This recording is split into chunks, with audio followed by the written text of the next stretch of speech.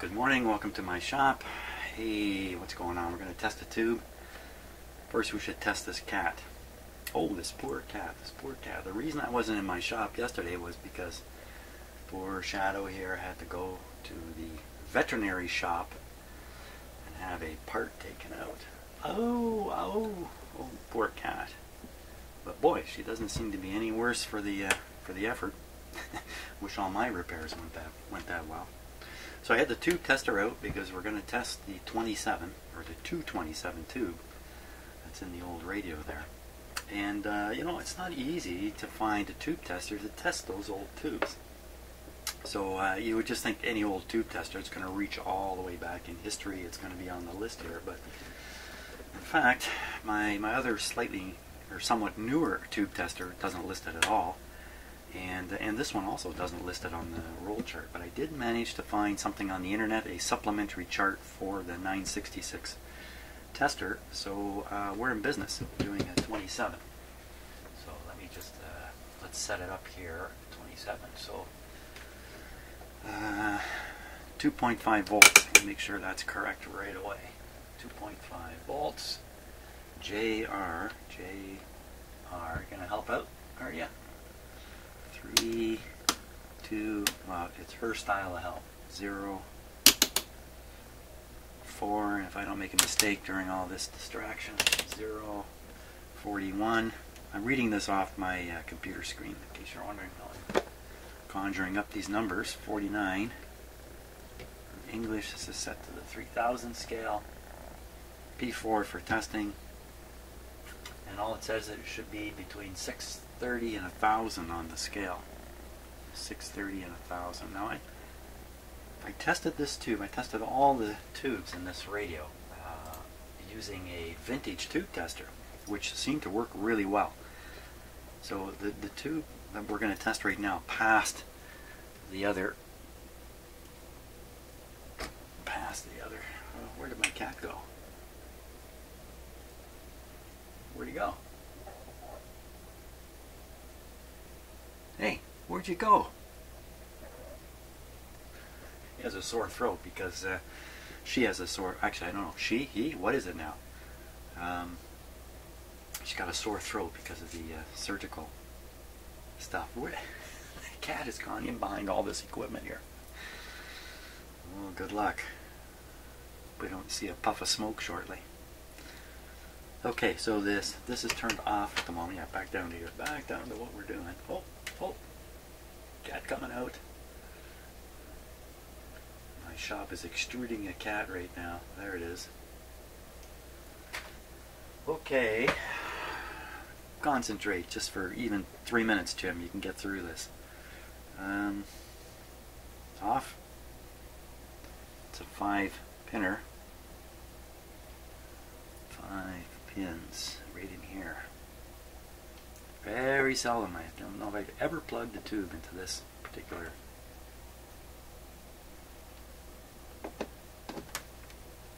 Okay, it's in. The glass is just a little loose on this.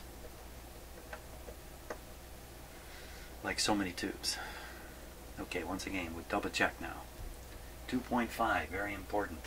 Make sure we're not going to blow the tube up right away. And I'm pretty sure I got it set right, but double checking is always in order. So this is the tube number 27, or 227, same thing. 2.5 JR 3204 with a 0. 3204 with a 0.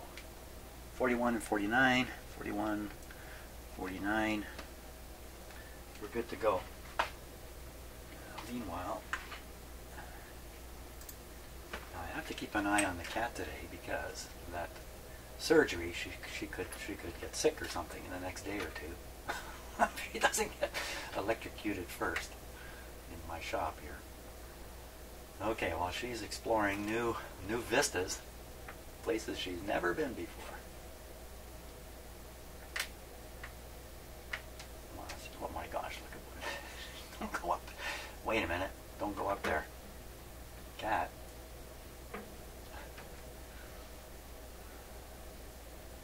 Oh my gosh. to keep an eye on her. Because of course, like any animal, she could start licking her surgical wound. And it's something people don't do, right? End up with an infection or something. Oh, look out! Knock it down. Oh, I missed. Wouldn't you know it, she'd find a bird in here. What about the bird's skull right in front of you there, kitty? Okay.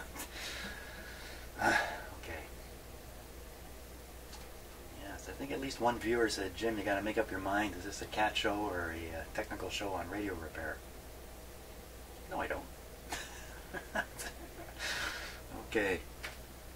Right on the edge here. All I got to do is flip this on and we're in business. Okay, here we go. Tube lit up.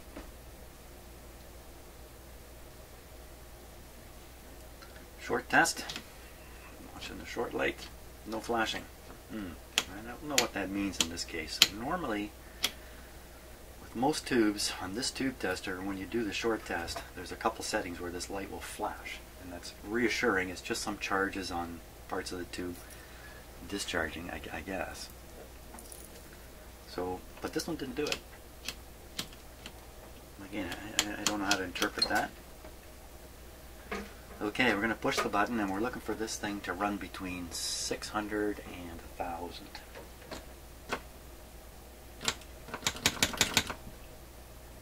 Really? Come on, this tube worked in the other. Oh my gosh, it's still coming up. It's taken that long to warm up? That just doesn't seem believable. Setting is wrong. The only setting that can affect this is the voltage setting for the filament, and look, it's warming up just fine. Oh my gosh, look at this cat now. Hey, look at this leads to some kind of disaster that neither one of us want to have. Okay, we don't want to have this disaster here. It's amazing, eh? She got that surgery and today she's speaking to the microphone. Say something. Say hello to the people. Okay, we're going right down to the ground. It was exciting up there. You probably got enough of a thrill. You don't have to come back. Now, back to what we're doing. Oh my gosh. Okay, push the button again. And now you know what? It's up in the functional zone. Wow, that took forever to heat up. Now, one of the things about this tube is, if you notice, it has more pins on the bottom. It has more elements inside it. One of the elements is a cathode. I'm pretty sure it has a heated cathode, as opposed to most of these tubes back here. Don't have a cathode with a heater in it. They just have the heater. The heater is the cathode. This tube, not the case. So, wow, it took a long time. Well, what do we think here? It's in the range. It's at the lower end of the range. I think if I can find another 27, I should put it in there and see what happens. But frankly, I don't think I have one. Okay, I've got very few tubes of this vintage anyway, so I'm going to go take a look and see if I can find one. This is really stabilized now, right at the bottom of the acceptable range.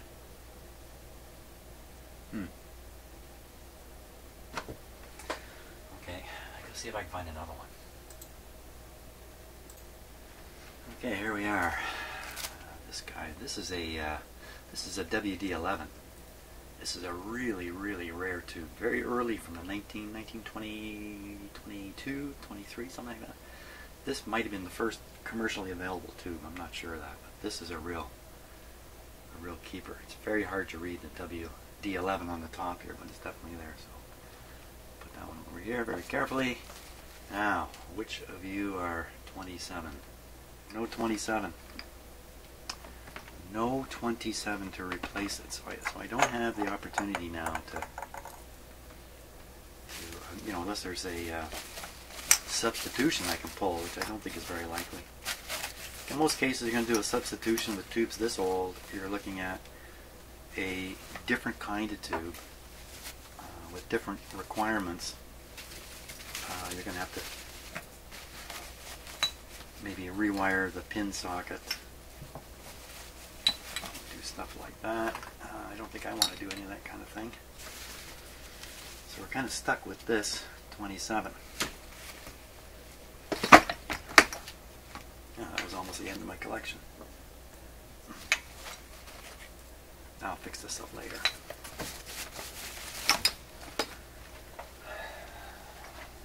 Well, I like to show off my tubes. What can I say?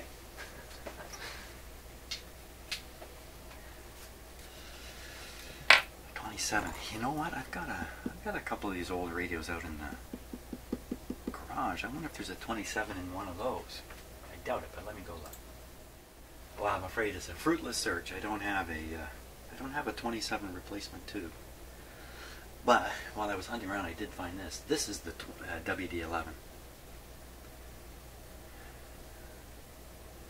And this one, it's quite clear to read it on the top. The other one, I don't know what that was. But this is my prized tube. It's got a converter base here.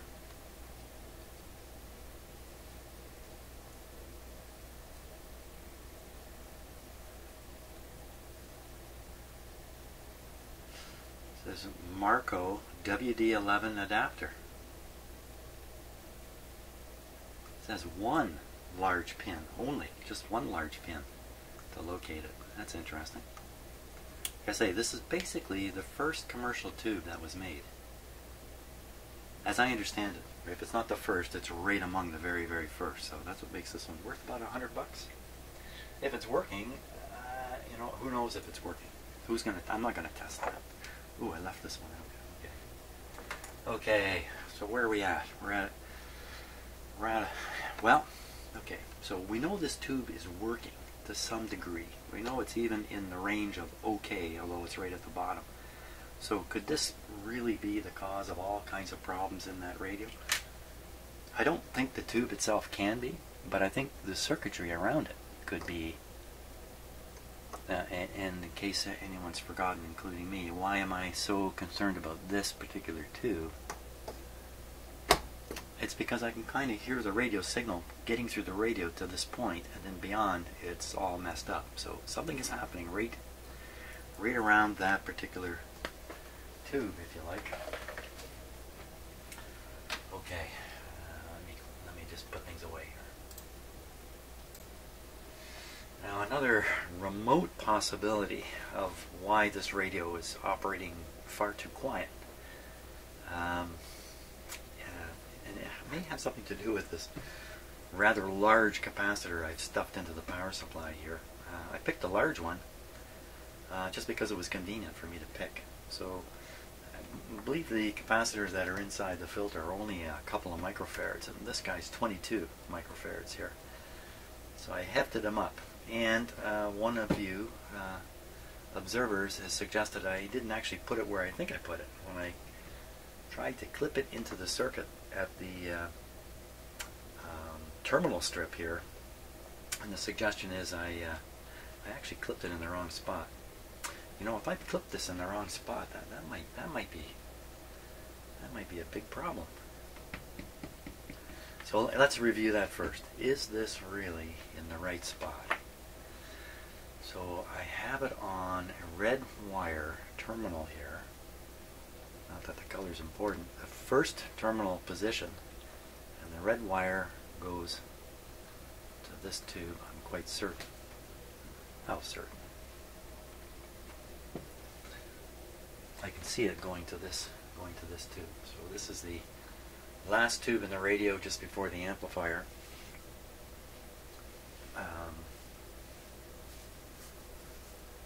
You know what? Maybe I was thinking incorrectly. Let's jump to the schematic here.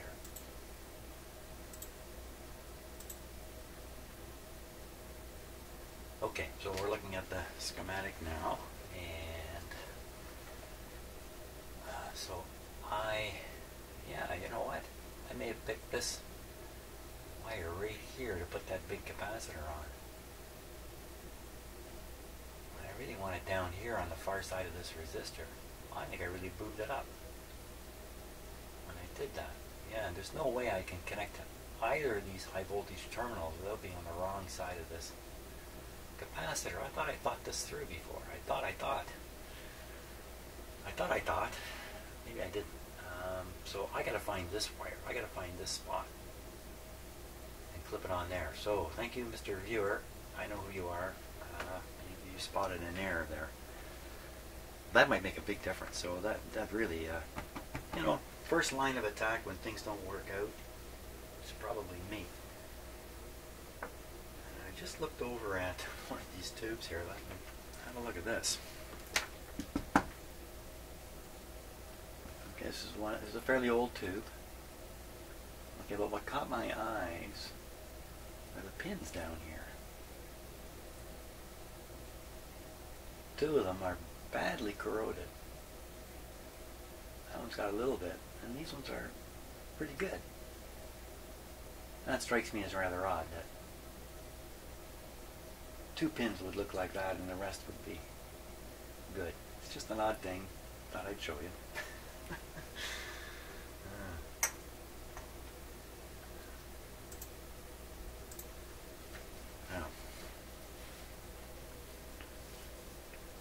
So to get on the right spot in the power supply, I got to get back into that power supply. I got to bring it out here on my bench. And this time I'll set it up so we can experiment with different capacitor sizes and resolve it and put it in permanently. That's my hope. So let me rearrange this so I can do that kind of work. Okay, now I can't remember my original thinking about why I connected the extra capacitor up where I did. I know I went through a thought process around this, but regardless of how that ended up, I've got to do things a little differently with this capacitor anyway. So the power supply transformers over here, filter, the choke coil and capacitors are over here in these cans. These wire wound things are all involved with the heater circuits of the different tubes. I just answered my own question, which I hadn't even asked yet. And there's three cathode resistors. 1, 2, and I think this is number 3 here. Let's look at the schematic because I think I'm getting it a little bit wrong already. Let's take a look. Okay, I'll zoom in on the power supply a little bit. So these are the wire wound guys. These two, and these two. And there's this resistor,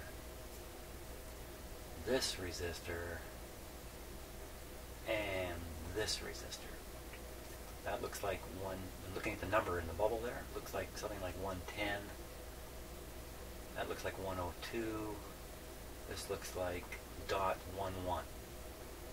So look down here, we see the .11 is actually 111. B resistor 5,000 ohms. So there should be a 5,000 ohm resistor in there somewhere. We have two bias resistors, 1500 and 300. These are all significantly different values here. I can just take out my ohm meter and figure it out from there, I think. Which is which.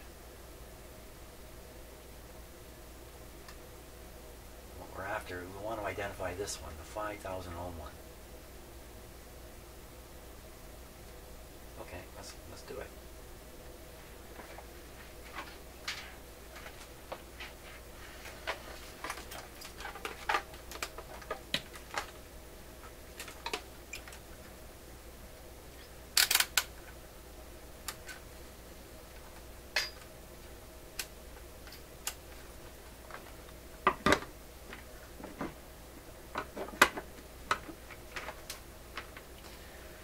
Okay, now these are all in circuit, but the worst I can do is lower the reading. Let's just see what we get to start off with. So that's close to 3, what is that, 3, that's 4K. Wow, that's, that's not the kind of number I'm looking for. 4K on that one.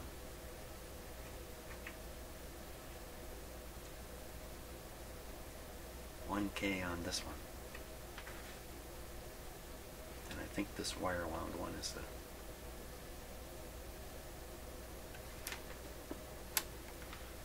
probably the 300.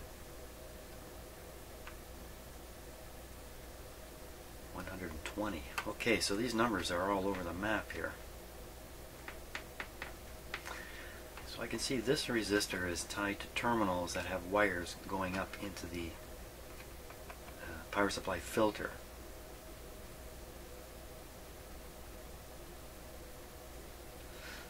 And over here there's wires going up into the transformer. It's not a long guess to think that this has to be the one. This has to be the 5000 one.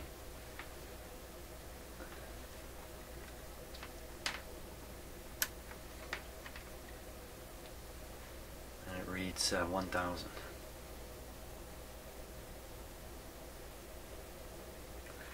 It's in the circuit.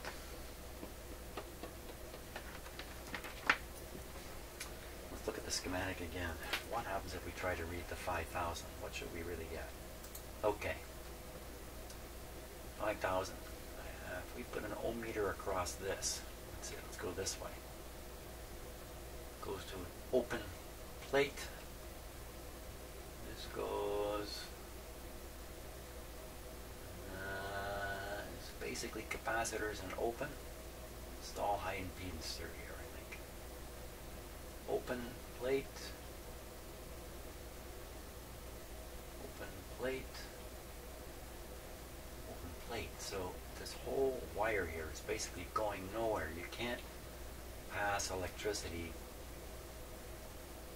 down this wire. It's just an open circuit as far as a little bit of a DC electricity would, especially with the set off. With the set off, so there should be no problem reading this resistor.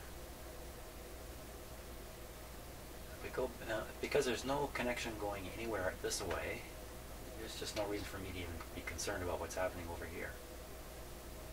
Reading this resistor should produce a valid reading. Now, the other resistor, I got 4K on it. 4K. Would that be this one? A 107? 107. Yeah. Now, this looks like it might be 107 right here. It's just coming from a winding. It's not connected in any way to these capacitors. These filter capacitors are. Okay, back up the cart. I think I got the wrong resistor. So see, the resistor I'm after is connected coming out of the filter. It should be on the filter side of the power supply. Maybe even tied to wires coming out of the filter can. That's the one I'm reading 4K on. Another thing I can do, a smart idea would be to look for continuity from here through there to here.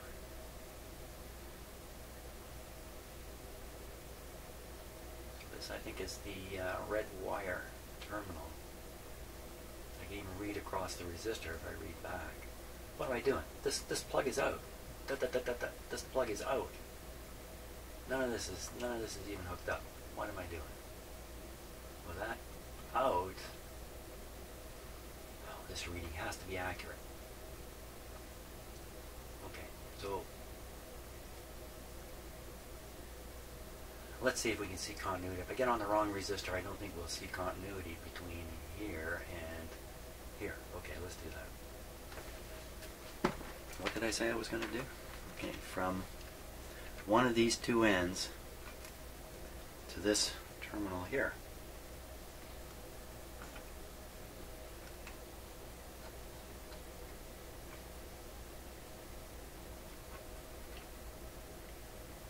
I'm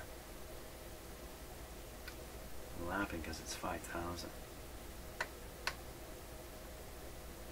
1,000, 2,000.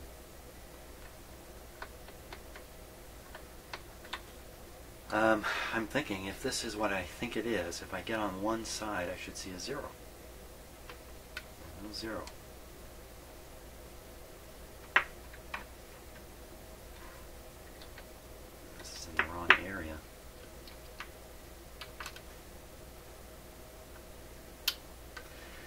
Well, there is a winding that this runs through to get to my other voltmeter lead. It's running through a winding in, I don't know what it was now, output transformer? I don't know.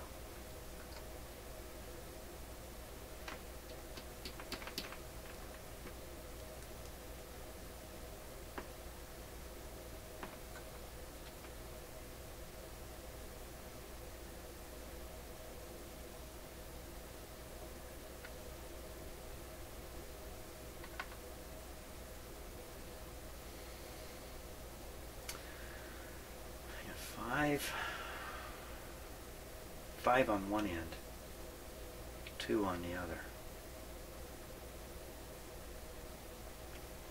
Let's try another terminal up here. There's a 0.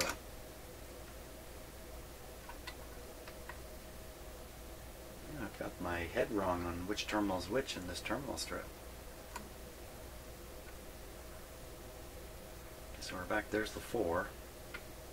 So we're just basically reading this resistor. So this is the 5000. Only it's not 5, it's 4.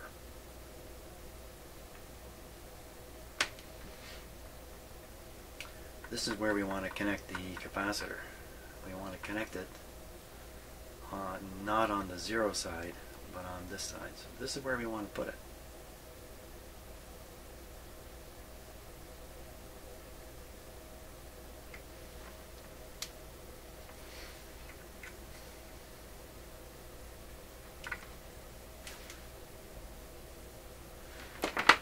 Thinking a little bit there. Sometimes I have to be quiet to think. I should be quiet more often then, shouldn't I? So this 22 is a big honker. Let's see if I can find. I'll see if I can find something a little more closer to a 5 or something like that. Okay. Now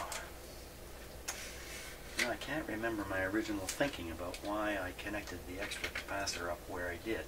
I know I went through a thought process around this, but regardless of how that ended up, I've got to do things a little differently with this capacitor anyway. So the power supply transformers over here, filter, the choke coil and capacitors are over here in these cans. These wire wound things are all involved with the heater circuits of the different tubes. I just answered my own question, which I hadn't even asked yet. And there's 3 cathode resistors. 1, 2, and I think this is number 3 here. Let's look at the schematic because I think I'm getting it a little bit wrong already. Let's take a look. Okay, I'll zoom in on the power supply a little bit.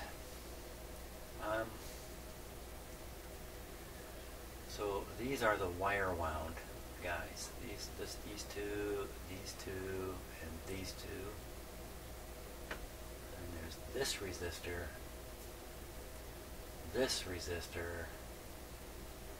and this resistor. That looks like looking at the number in the bubble there, looks like something like 110. That looks like 102. This looks like .11. So look down here, we see the .11 is actually 111. B resistor, 5,000 ohms. So there should be a 5,000 ohm resistor in there somewhere. We have 2 bias resistors, 1500 and 300. These are all significantly different values here. I can just take out my ohm meter and figure it out from there, I think, which is which. What we're after, we want to identify this one, the 5,000 ohm one. Okay, let's do it.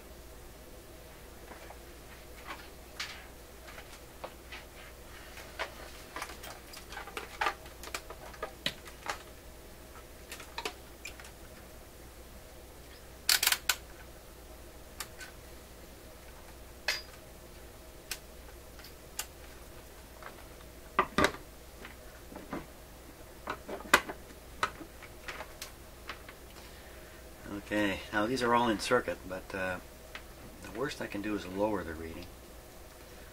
Let's just see what we get to start off with. So that's close to 3, what is that, 3, that's 4K. Wow, that's, that's not the kind of number I'm looking for. 4K on that one.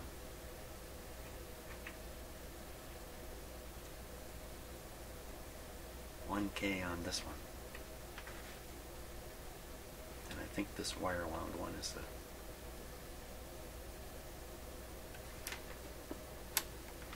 This is probably the 300. 120. Okay, so these numbers are all over the map here. So I can see this resistor is tied to terminals that have wires going up into the power supply filter.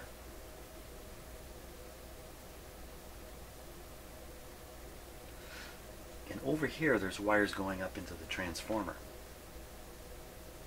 It's not a long guess to think that this has to be the one. This has to be the 5000 one.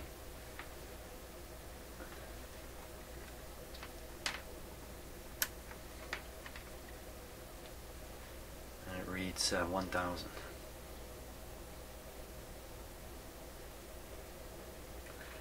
It's in the circuit.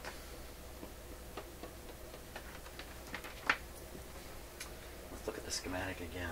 What happens if we try to read the 5000? What should we really get? Okay. 5000. If we put an ohm meter across this, let's see, let's go this way. Goes to an open plate. This goes, it's basically capacitors and open. It's all high impedance through here, I think. Open plate. Open plate. So this whole wire here is basically going nowhere. You can't pass electricity down this wire. It's just an open circuit as far as a little bit of a DC electricity would, especially with the set off. With the set off, so there should be no problem reading this resistor. If we go now, because there's no connection going anywhere this way, there's just no reason for me to even be concerned about what's happening over here. Reading this resistor should produce a valid reading. Now, the other resistor, I got 4K on it. 4K. Now, would that be this one? 107? 107. Yeah. Now, this looks like it might be 107 right here. It's just coming from a winding. It's not connected in any way to these capacitors. No, these filter capacitors are... Okay, back up the cart. I think I got the wrong resistor. So see, the resistor I'm after is connected coming out of the filter. It should be on the filter side of the power supply. Maybe even tied to wires coming out of the filter can. That's the one I'm reading 4K on. Another thing I can do, it's a smart idea, would be to look for continuity from here through there to here.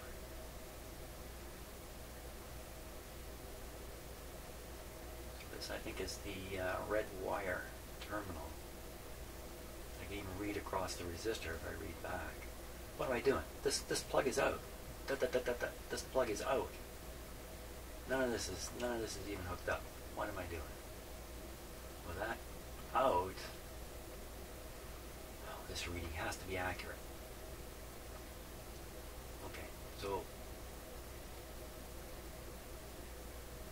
let's see if we can see continuity. If I get on the wrong resistor, I don't think we'll see continuity between here and here. Okay, let's do that. What did I say I was going to do? Okay, from one of these two ends to this terminal here.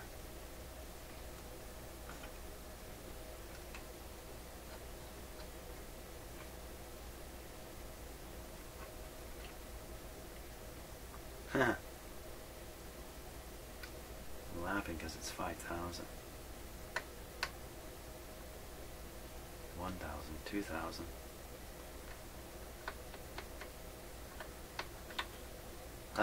I'm thinking if this is what I think it is, if I get on one side, I should see a 0. No 0.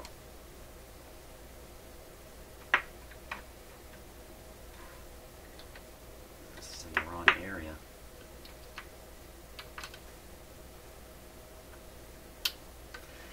Well, there is a winding that this runs through to get to my other voltmeter lead. It's running through a winding in, I don't know what it was now, output transformer? I don't know.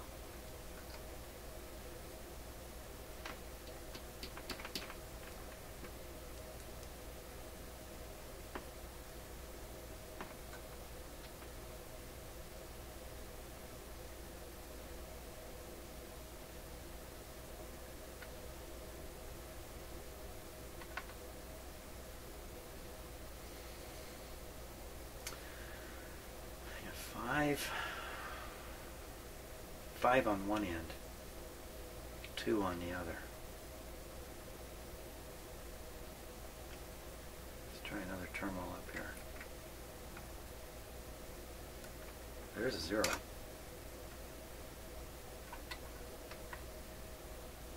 Yeah, I've got my head wrong on which terminal is which in this terminal strip. Okay, so we're back, there's the 4. So we're just basically reading this resistor. So this is the 5,000. Only it's not 5, it's 4.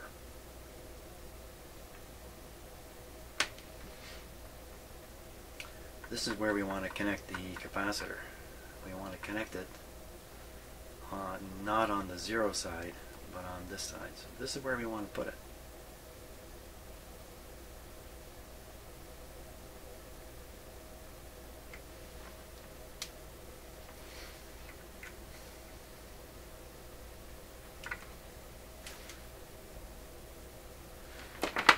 Thinking a little bit there. Sometimes I have to be quiet to think. I should be quiet more often then, shouldn't I? So this 22 is a big honker. Let's see if I can find. I'll see if I can find something a little more closer to a 5 or something like that.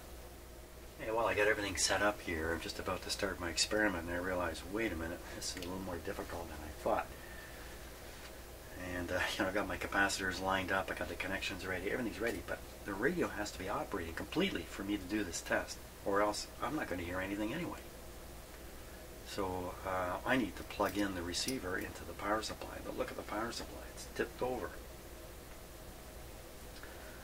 So this means I'm going to have to bring a clip lead out here in such a way that I'm not afraid it's going to shift or get knocked out of place and short something out. It is a power supply, right?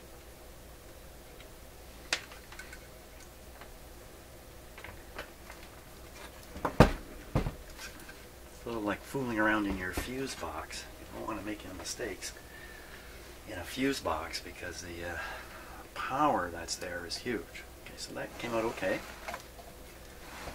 Not as big a deal as I thought. Flip this around. Hey, we better plug the speaker back in.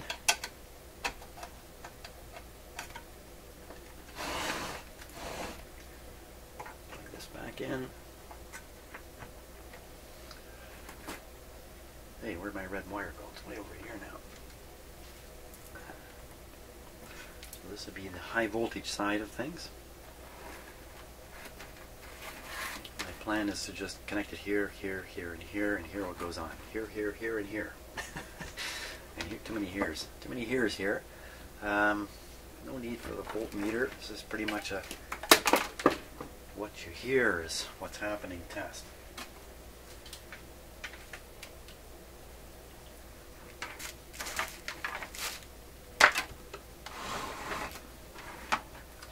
This could make a big difference. This radio could go from sounding really crappy to actually being a little bit impressive. It's possible.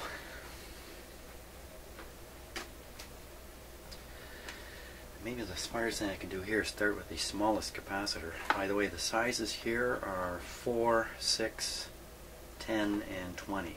Basically, that's what we got.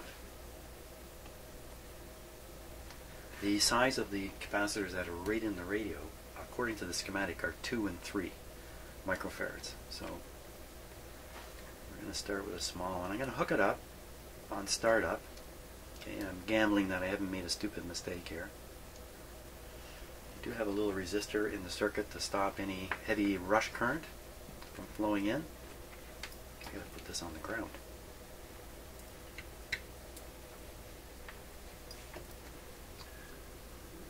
Pick something really good.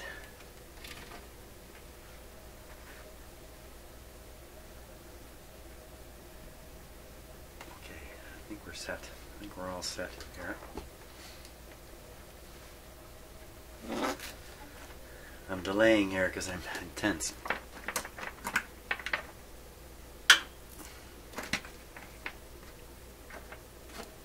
Why am I tense? I don't want to make a mistake with this.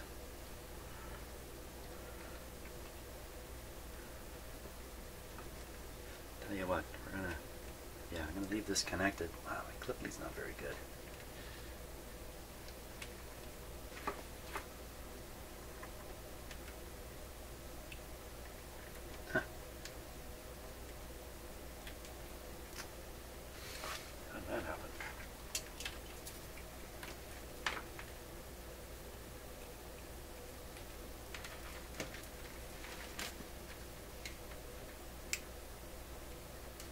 A little better.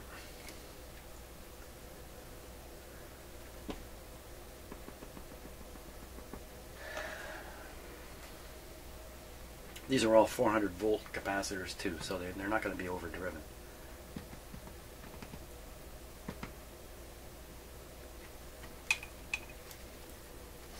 And we're going to put on an outdoor antenna.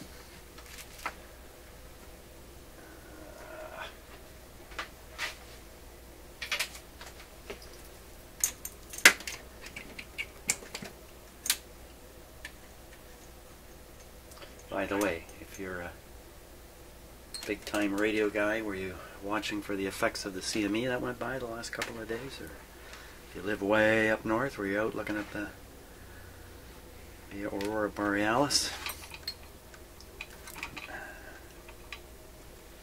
I tried, no luck. No luck here. Bad weather. And I don't think there was anything to see anyway. Okay, we're ready to fire it up. And again, once again, bad choice of words. One last chance. I should put on goggles. Okay, everything looks good. Here we go. Fire one. Tube lighting up. No hum. Very, very low hum in the speaker. This is all pretty good. We're running with 96 volts on the plug right now, a little low.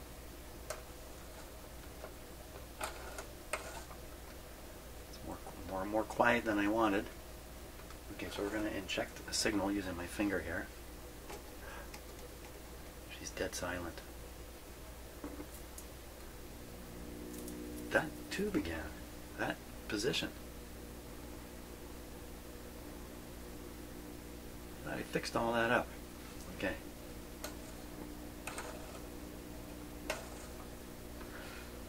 I don't know. Let's take this off. No difference.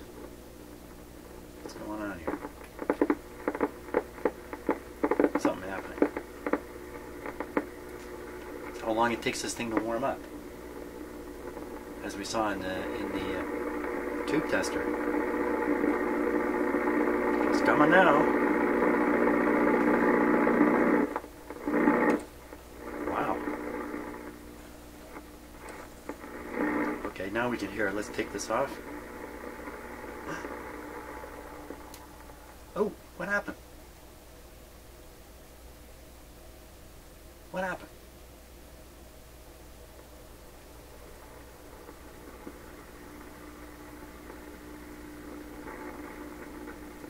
Something a little unexpected going on here.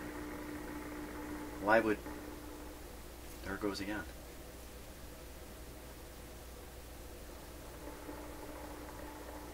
It's gotta be this tube.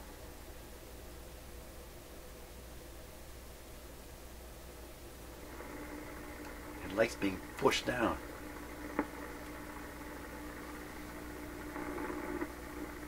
Okay, well, we got something happening. Let's go for radio down around in here. Where'd you go? Come on, baby.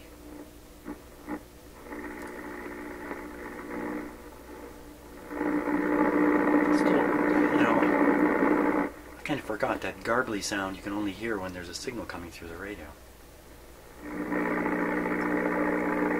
Somewhere around, or too high.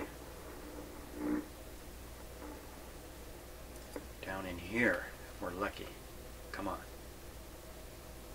Oh, there's nothing. What happened? This tube again.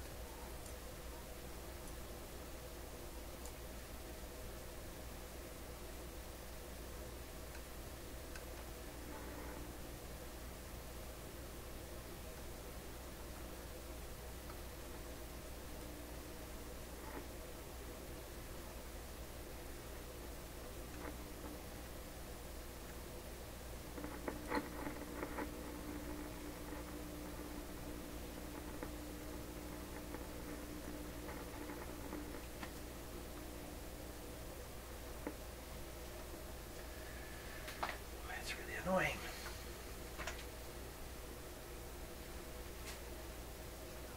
This is one of the original 26s that was in the set.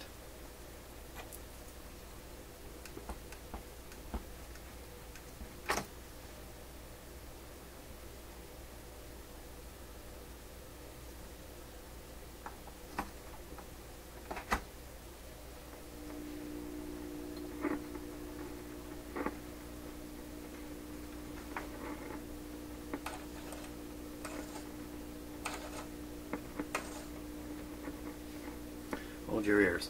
Okay, that's good.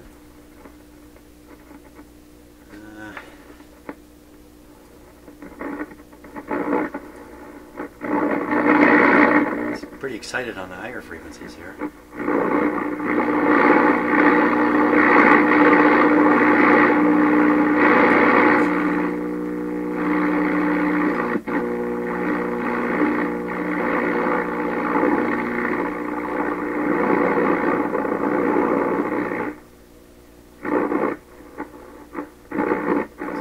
Change right in there.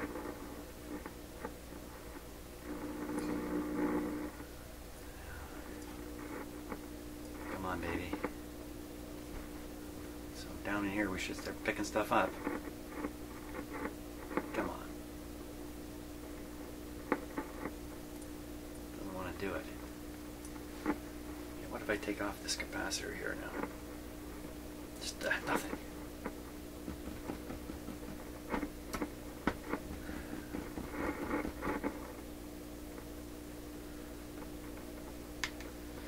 Nothing. What's that tell me?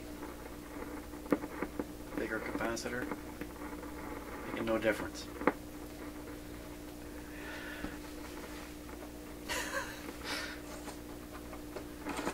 Yeah, it's quite thoroughly messed up now. Oh, that's interesting. Aha! So, we can call this an antenna trimmer if we want. I didn't adjust this. That's why the radio was sensitive at one end and not at the other. Let's get it sensitive. Let's go looking.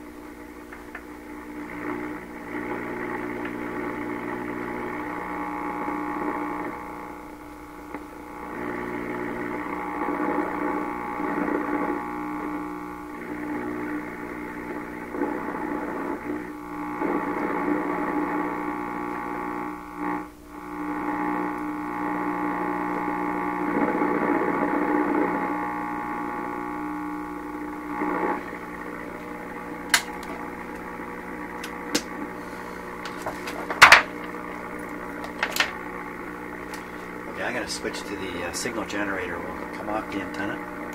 At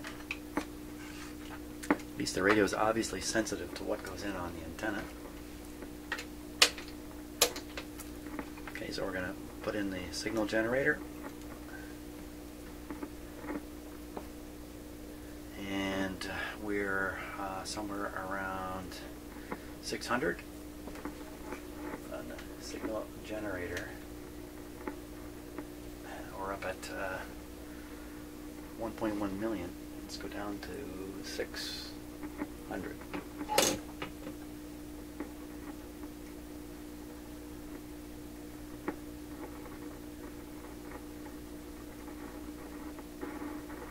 Okay, we heard nothing. A low signal.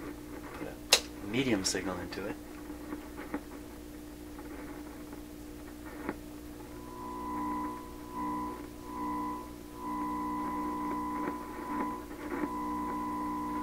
There it is.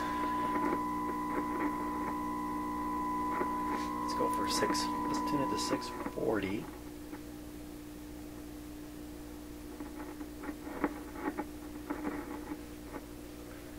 Find 640 on here.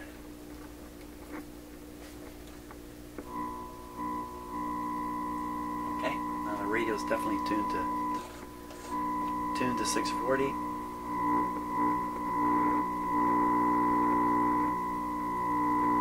Interesting. They should get the antenna tuned up more, so more signal is going into the radio. There's a lot more hum.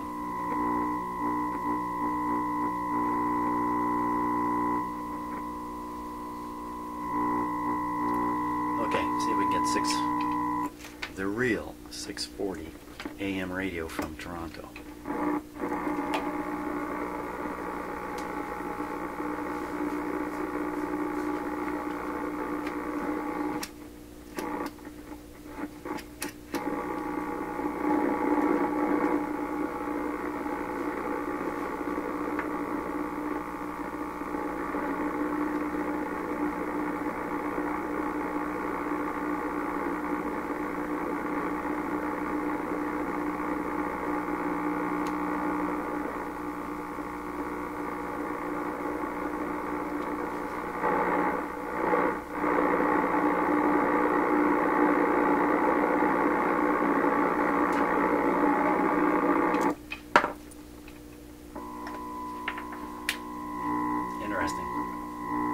So the antenna trimmer, not surprisingly, maximizes the signal at different points in the setting here for different impedances being attached to the antenna, which is exactly why this exists. That was my deduction.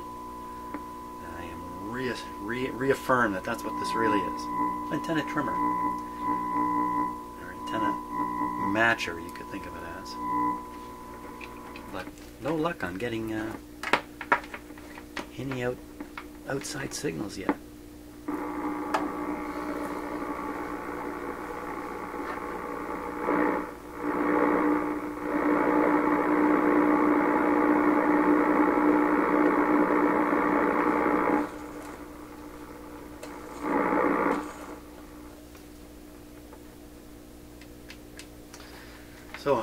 So here's my story, I guess. Previously, I guessed that the hum was really coming from the power supply. I made a voltage measurement. I measured 8 volts of AC on a line coming into the radio. I thought that line was the B plus line. I applied capacitance to it. Hum pretty much gone, but so is everything else pretty much gone. Today I realized, and thank you for suggesting this, Mr. Viewer, that I had the capacitor in the wrong spot. I've carefully assessed where the capacitor should go, and when I connect it, doesn't matter how big it is. Is this really working? No matter where I connect this, the hum does not change. Is this really working? Did I boot this up? I should be seeing B plus voltage across the little capacitors there. And I could have had this set up right from the start. I should have thought of that when I was thinking about what I should be measuring. So B plus 200. Is the capacitor really charged up? did he do it right?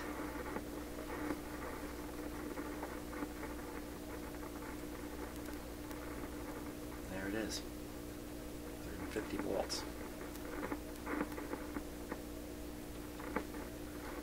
And we'd be pretty darn sure there's no hum there. And the hum we're hearing, we can be really sure, has nothing to do with those capacitors. Now, I've done a lot of older radios with a filter in the power supply that has small capacitors, 2-3 microfarads, and an inductor. And I don't think I've found one of them yet that hums. So the hum we're hearing is coming from somewhere else. Now, I had determined that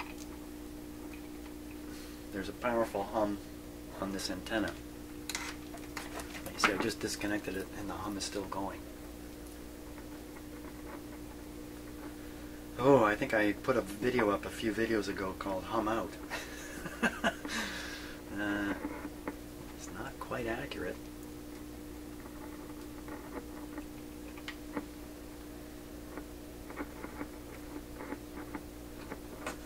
Oh, for crying out loud, I had the volume down. Ah.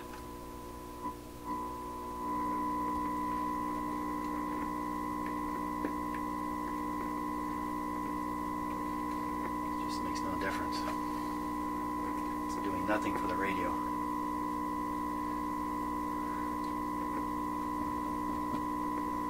Well, I gotta go away and think a lot more about this because so far it's not happening. It's not happening. See you on the next video.